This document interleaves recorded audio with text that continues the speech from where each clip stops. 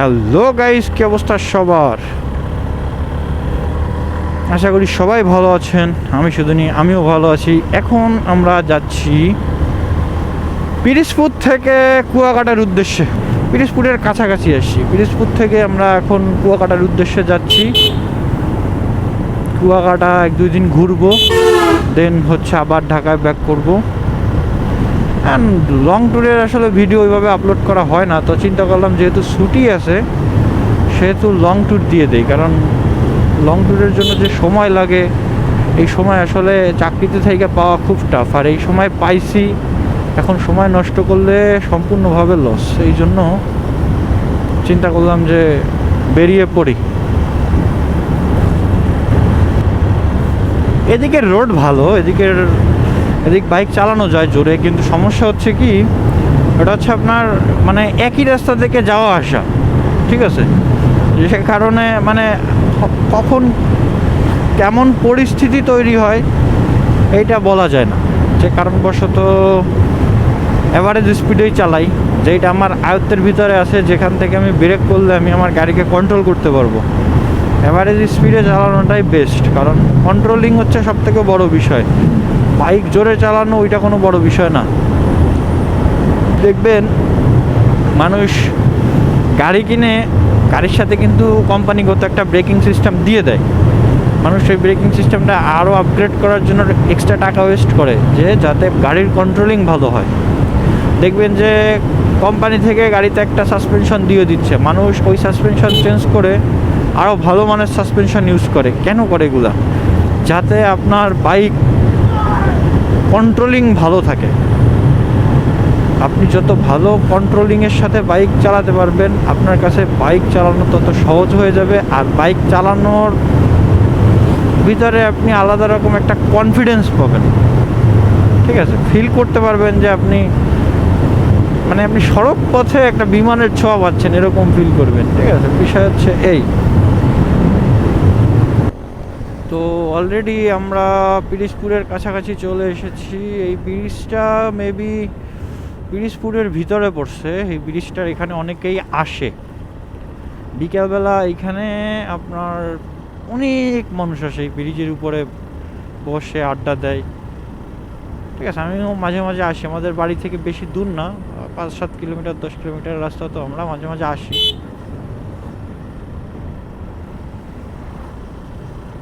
এই যে ব্রিজটা দেখতেছেন, এই ব্রিজটা হচ্ছে গিয়ে বিকেলবেলা এখানে দোকানপাট বসে, টুকটাক ফাস্টফুড।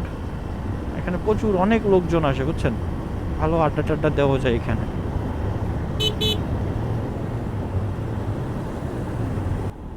এখানে সম্ভবত এই ব্রিজের টোল হওয়ার কথা ছিল, মানে টাকা টাকা উঠানোর কথা ছিল হয়তো বা, কারণ টোল ঘরটা তো বানানো আছে, কিন্তু টোল নেওয়ার কোনো মানুষ নাই। এর আগেও আমি আসছি, তখনও এখানে কোনো মানুষ ছিল না। হইতে পারে এখনো এখানে এইভাবেই করতে পারে নাই, হয়তো বা নাও করতে পারে, বলা যায় না। বেকুটিয়া এখান থেকে 7 কিলো, হুলারহাট 5 কিলো, ঝালকাঠি 52। পরিবেশ সুন্দর, রাস্তার পাশে গাছ টাছ আছে। আর গাছ থাকলে হয় কি, রোদটা পড়ে কম রাস্তায়। আর অতিরিক্ত যত রোদ পড়বে তত তো গরম লাগবে। এই একটা বাইক, হিরো স্প্লেন্ডর, একটা বাইক। তখন একটু ফোটা ছিলাম, তখন হিরো হোন্ডা ছিল, পার্টনারশিপে কাজ করতো, 2টা বাইক মিলে কাজ করতো, 2টা ব্র্যান্ড। এখন জাস্ট একটা ব্র্যান্ড আলাদা, একটা ব্র্যান্ড আলাদা হিসেবে কাজ করে।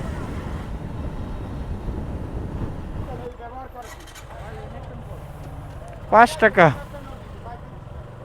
এখানে টোল হচ্ছে 5 টাকা। সবসময় টোলে গেলে টোলের সাইডে দেখবা যে লিস্ট দেওয়া আছে, পড়বা।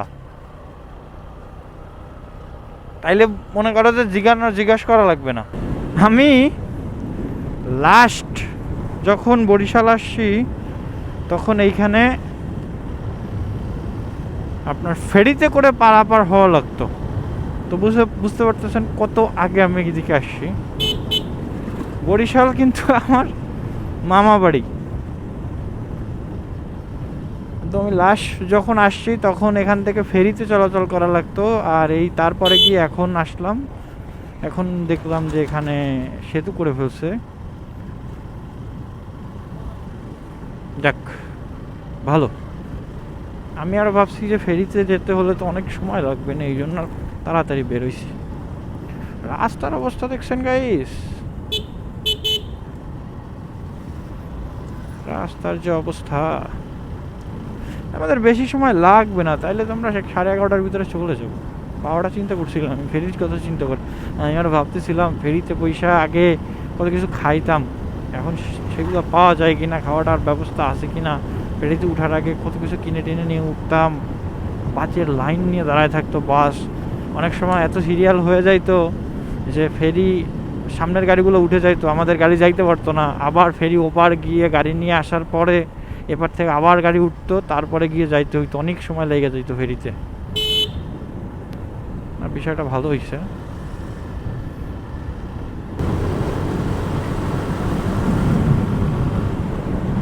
কত কুতুর কুতুর করে পোষাবে না আমার।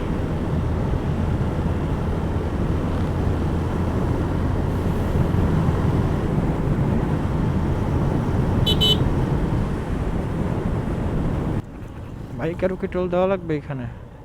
আচ্ছা, এটা হচ্ছে গাবখান সেতু। আচ্ছা, কয় টাকা? আচ্ছা, 10 টাকা খুচরা দাও তো।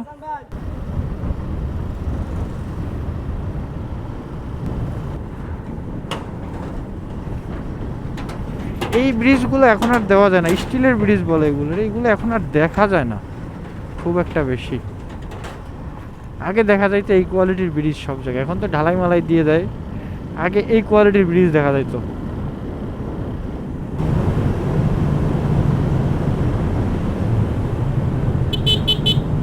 রূপাদলি বাস স্ট্যান্ডের ওইখানে চলে আসছি। এখন আমাদের কুয়াকাটার লাইন ধরতে হবে। আমরা কুয়াকাটার রুটে ঢুকে পড়ছি। সামনে কোথাও গিয়ে একটা চা ব্রেক দিতে হবে। অনেক সময় একটানা একদম বাড়ি থেকে এই পর্যন্ত আসছি, বাইককে কোনো রেস্ট দিই নাই। বাইককে রেস্ট দিব, শরীরকে রেস্ট দিব, আবার তারপরে 110 কিলোমিটার সামথিং আছে, ওইটা রাইড করবো, ব্যাস তাহলেই কাজ শেষ। আমরা কুয়াকাটা।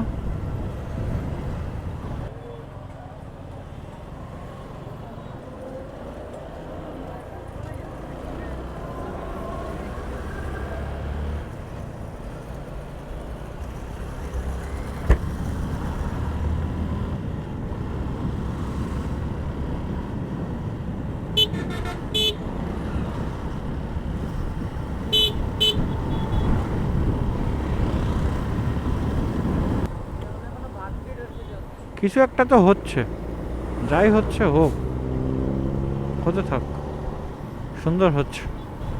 কুয়াকাটা 106 কিলোমিটার, ভোলা 40, পটুয়াখালী 36।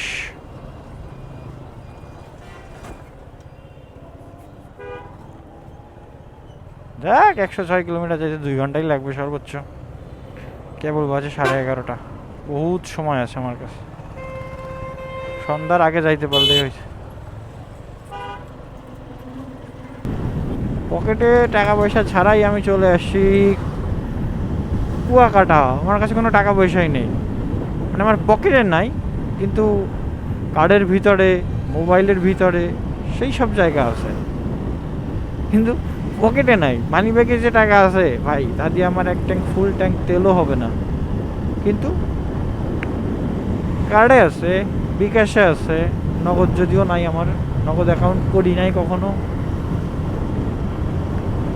একটা অ্যাকাউন্টই তো অনেক, বিকাশ। ছায়া জায়গা দেখে নিরিবিলি চায়ের দোকানে দাঁড়াইতে হবে, সামনে গিয়ে। জোস লাগতেছে, জাস্ট জোস। পয়সা উসুল জার্নি।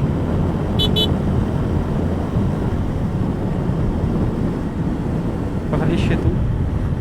আমরা পটুয়াখালী চলে এসেছি অলরেডি। এই যে পটুয়াখালী নদী, দৈর্ঘ্য 11 কিলোমিটার।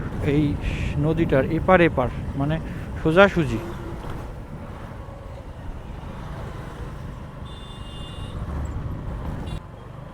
মানে বাইকের কোনো টোল নেই, জানি না, আমরা চলে আসলাম, টোল তো রাখলো না।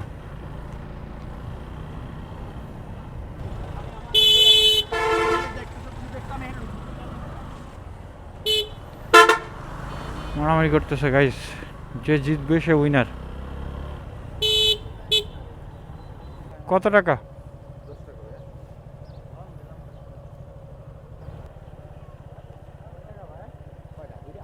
একটা একটা। দুইটা পাবো কোথায় ভাইয়া? একটা ভাই যেমন দাঁড়াইছে আইসা যে লুক টুক নিয়া বাইরে, তো 10 টাকা এক্সট্রা দেওয়া উচিত। We are very close two Kuakata. আমার এটা মনে হয় ফার্স্ট এরকম বড় ট্যুর। মানে প্রথমে ঢাকা থেকে বাগেরহাট, দেন বাগেরহাট থেকে বরিশাল, দেন বরিশাল থেকে কুয়াকাটা। তো অনেক বড় ট্যুর। আসলে ছুটির বিষয়ে একটা বিষয় আছে, ছুটি বেশি যে কারণে একটু বড় ট্যুর দিতে পারলাম। সামনে আরও অনেক জায়গা যাব, প্ল্যান আছে। আস্তে আস্তে আর 9 কিলোমিটার আছে কুয়াকাটা, তার মানে 8-9 মিনিটে আমরা কুয়াকাটা পৌঁছাবো।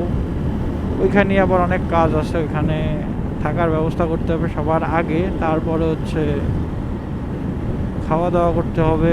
কুয়াকাটার 5 কিলোমিটার সামনে আর একটা ব্রিজ।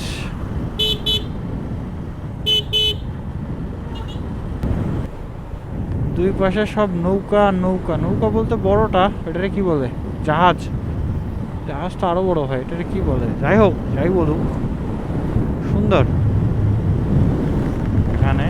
আমরা তো কুয়াকাটা আসছি, আগে একটা থাকার ব্যবস্থা করতে হবে, তারপরে হচ্ছে গিয়ে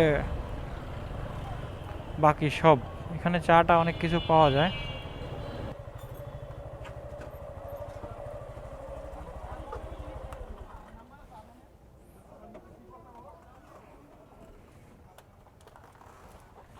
এই হচ্ছে আমাদের হোটেল, আর এই হচ্ছে আমাদের রুম। রুম ভাড়া কত টাকা নিল পার ডে, বাকি যত ডিটেলস আছে নেক্সট ভিডিওতে কমপ্লিট করে দিব।